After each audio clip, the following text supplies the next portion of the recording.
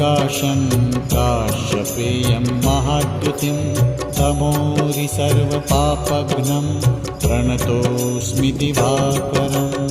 ॐ ह्रां ह्रीं ह्रौं स्वः सूर्याय नमः।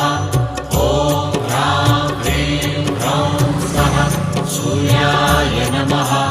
जपाकुसुमसङ्काशं काश्यपेयं महाद्युतिं तमोरि सर्वपापघ्नं प्रणतोऽस्मि दिवाकरम्।